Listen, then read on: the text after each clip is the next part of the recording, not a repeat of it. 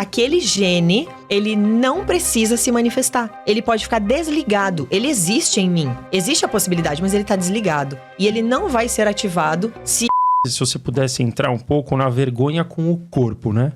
O quão feio e triste é a gente ter vergonha, um auto-ódio do nosso próprio corpo, que é o nosso instrumento mais precioso e sagrado. Nosso templo, né? Então, se você pudesse entrar nisso, eu acho que é muito importante. Tá. Pô, vocês me quebram, né? Vocês trazem os assuntos mais polêmicos pra falar em um podcast só. É que não é sempre que você pode vir aqui, né?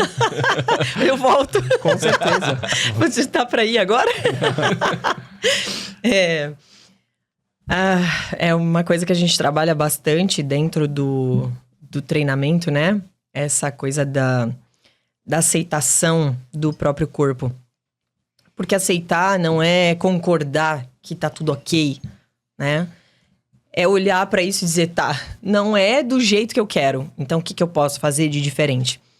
Agora, se eu não aceito, eu tô lutando contra aquilo. Então, quando eu não aceito alguma coisa, eu crio uma resistência.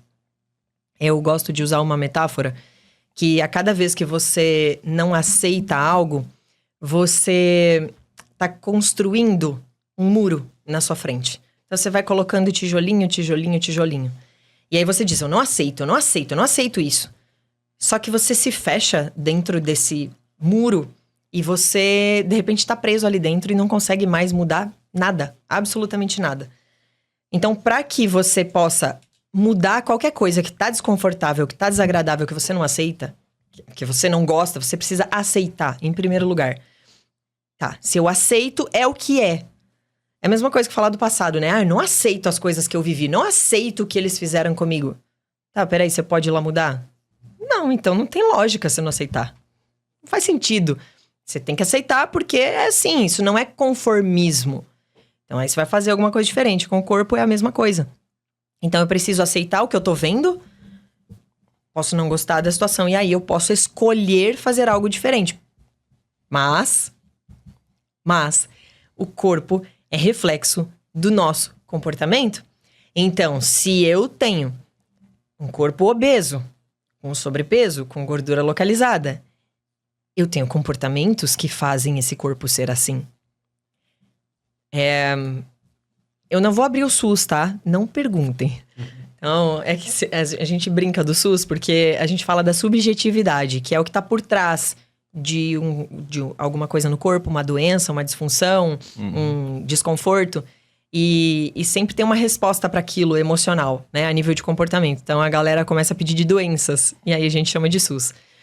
Então, assim, a pessoa que ela tem gordura no corpo, ela carrega muita raiva. Aí, você vai olhar o gordinho lá e ele é simpático, né? Ele é legal, ele é querido, geralmente. São pessoas muito alegres, sim, muito, né, prestativas, assim, amorosas. Como é que você vai dizer que essa pessoa tem raiva? Pois é, ela não trata os outros com raiva, mas ela acumula a raiva dentro dela, ela guarda a raiva. Então, é uma pessoa que internamente reclama muito, é uma pessoa que passou por muitas coisas na vida, especialmente no momento que ela começou a engordar, que causou muita raiva e ela não conseguiu liberar. É o estresse, né, acumulado, que ela não conseguiu colocar pra fora. Então, o corpo vai guardando, guardando, guardando. Porque a raiva, ela é uma energia que precisa ser usada. Ela é um impulso. Se alguma coisa tá ruim e eu fico com raiva, eu posso mudar aquilo. Fazer alguma coisa diferente. Se eu ficar apático, é o problema. Como a gente falou lá no início. Então, a raiva, ela te faz agir. Só que se eu não uso a raiva, eu não tenho ação e eu guardo ela, ela vai desencadear em gordura. E aí... Ou seja, a gordura é uma raiva reprimida? Sim, é uma raiva reprimida. Exatamente. Muito bom. Pô. E aí, a gente pode ir mais longe. Isso faz você baixar a sua frequência vibracional. Porque você tá acumulando essas emoções, não tá liberando elas. E isso tem uma frequência que gera uma sintonia. Que te sintoniza com coisas que têm a mesma frequência. Quais são essas coisas? Sedentarismo, doces, porcarias, fast food, tudo que é gostosinho tem uma frequência muito baixa. Então você sintoniza com isso e aí você tem compulsões, você tem vícios e você precisa dessas coisas pra você se sentir bem naquele momento. Porque depois você se arrepende, que você comeu mais do que deveria, que você de novo enfiou o pé na jaca. Então, tô dando o exemplo de sobrepeso e obesidade só pra gente entender que tudo carrega uma emoção atrás. Pode ser que você não goste do formato do seu queixo, por exemplo. Talvez o seu queixo seja muito retraído e você queria um queixo mais prognástico, mais pra fora, né? Você pode procurar um dentista pra fazer isso, fazer um tratamento e tal. Existem possibilidades hoje. Mas se você não mudar seu comportamento, isso vai refletir em outro lugar. Porque o queixo pra trás é um comportamento, mostra o comportamento de uma pessoa que ela não toma muitas iniciativas na vida. Nosso queixo fala sobre isso, sobre as iniciativas que a gente toma na vida. Ela depende muito da opinião dos outros, ela precisa muito do apoio dos outros, ela não é segura de si. Então o queixo é pra trás. Começa a mudar o comportamento, em poucos anos, a gente não tá falando de dias e meses, são anos, mas em poucos anos o corpo adota esse novo corpo, esse novo queixo. E eu conheço muitas pessoas que mudaram várias partes do corpo, inclusive falando de ossos, por conta dos comportamentos, que os meus alunos vivem isso na prática, no dia a dia. Então é muito visível, tanto que quando eles entram no BeLeader, a gente pede foto. Pra depois poder tirar foto de novo e comparar. Que legal. É incrível as mudanças. A sua mudança também foi A minha mudança gigantesca. Salve Goku, né? Salve, Goku. Nós temos o tempo, né? A nosso favor. Muito bom. E aplicar na vida, né? Tudo que eu ensino. Então, isso faz toda a diferença. E aí, o que acontece hoje é que as pessoas recorrem a procedimentos estéticos. Então, as mulheres, especialmente, né? Não só as mulheres, tem o público masculino que também busca, mas a grande maioria é mulher, né? Então, você vê lá uma mulher que coloca uma prótese de silicone. Tá, e aí não dá certo. Aí dá bactéria, dá infecção, dá não sei o quê, e o corpo não se adapta. Por quê? Porque ela não mudou o comportamento pra ter aquele peitão. Aí ela vai lá e faz lipo. E aí, daqui a pouco ela tá com fibrose, que é quando fica tudo duro por dentro, né? Então ela sente muitas dores, ela tá lá com um corpão, mas ela tá cheia de dores. É muito caro ter esse corpo. Ninguém fala sobre isso, né? Pô, Exato. caríssimo. E aí começa uma cirurgia atrás da outra. Por quê? Porque ela engorda de novo, ela modifica o corpo de novo, porque ela não mudou o comportamento. Então você pode fazer uma cirurgia, não é um problema. Você pode arrumar a sua aparência, mudar a estética se você não gosta de algo. Ah, não gosto do meu nariz, não gosto da minha barriga, tenho dinheiro, vou lá fazer. Ok, mas tem alguns princípios. O primeiro deles é você cuidar da sua alimentação pra você não ter um corpo inflamado e não passar perrengue depois de uma cirurgia, né? Não infeccionar e tal. E o segundo, não menos importante, é você mudar seu comportamento que fique de acordo com aquele novo corpo que você quer. Quantas pessoas vocês conhecem que fizeram bariátrica e em menos de 9 anos voltaram ao corpo que tinha antes ou ficaram até piores? Porque não mudou o comportamento. Até faz acompanhamento com psicólogo, mas não mudou o comportamento. Então não adianta, vai engordar de novo.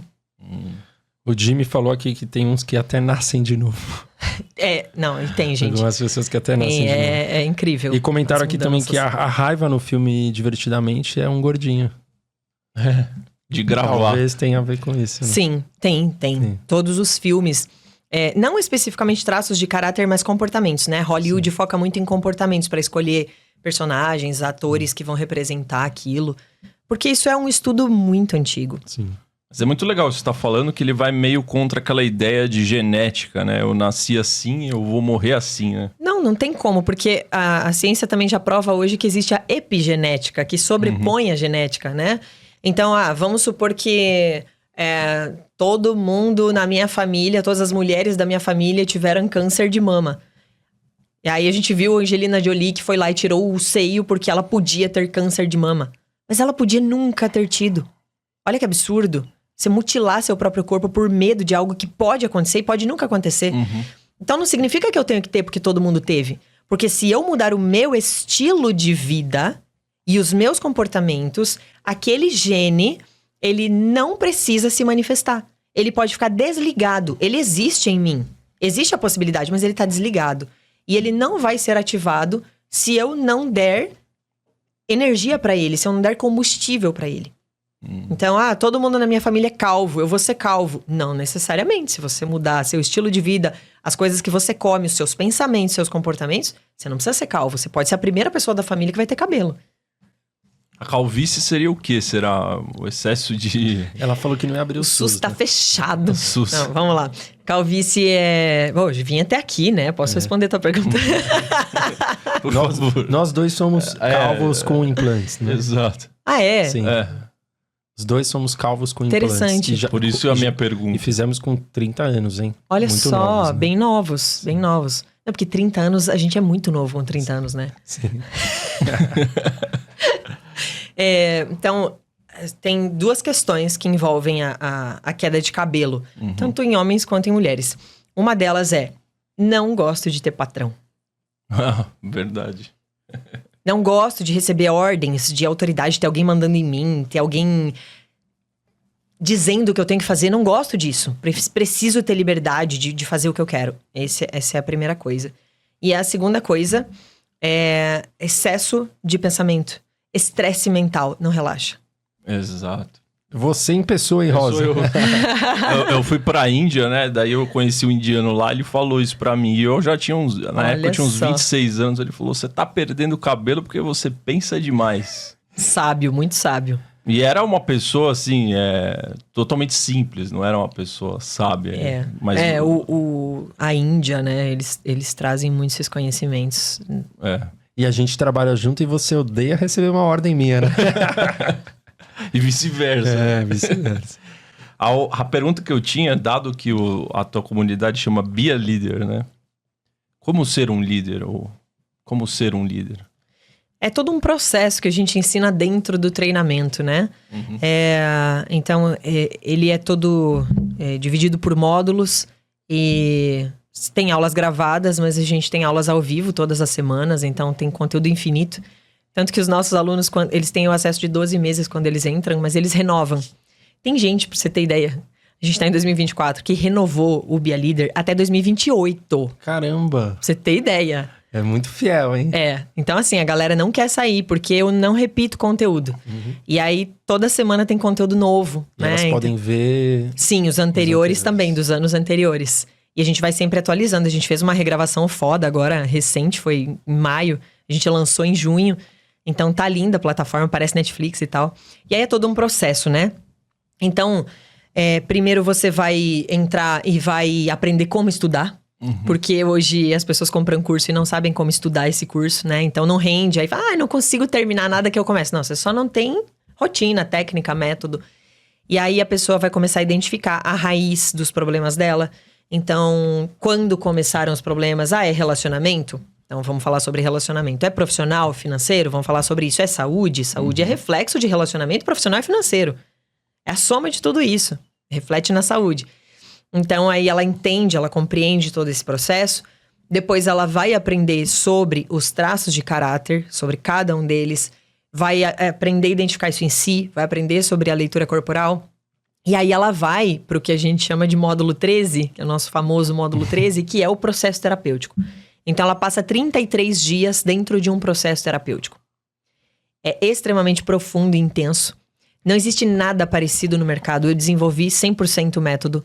Então, e as mudanças são muito rápidas. Físicas, mudança de gosto, mudança de vestimenta, mudança de casa, de organização dentro de casa. De coisas do tipo, você comprar um carro, que era um sonho que você achava que nunca ia acontecer. Você mudar de casa, você conseguir conquistar um relacionamento ou melhorar o relacionamento que você já tem. Tudo, absolutamente tudo na vida começa a mudar, é muito rápido. E aí, a gente tem a possibilidade da pessoa entrar só para destretar a vida, que é o caso da maioria.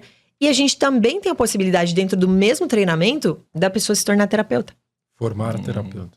Então, é o mesmo treinamento, é o mesmo valor. E aí, ela pode escolher. Eu quero aprender esse método aqui. Eu quero ensinar, eu quero trabalhar com isso. Beleza, vem cá, vou te ensinar a ser terapeuta. Então, não é difícil se tornar o líder da sua vida. Mas, se você não mudar o seu estilo de vida, de novo, né? É repetitivo porque é isso. Você tem que mudar o seu estilo de vida. Você precisa aprender a modificar os seus comportamentos e passar pelo processo terapêutico. Você não consegue ser o líder da sua vida sem isso. E aí, uma coisa que a gente implementou dentro do Be a Leader A gente chama de PBTI, não é um partido político, tá? São os princípios básicos da terapia integrativa. São 5 coisas simples, mas assim, ó, desafiadoras para quem não faz. Regular o ciclo circadiano, que é dormir direito, né? Na hora certa, do jeito certo, sem luzes, sem celular, um monte de coisa.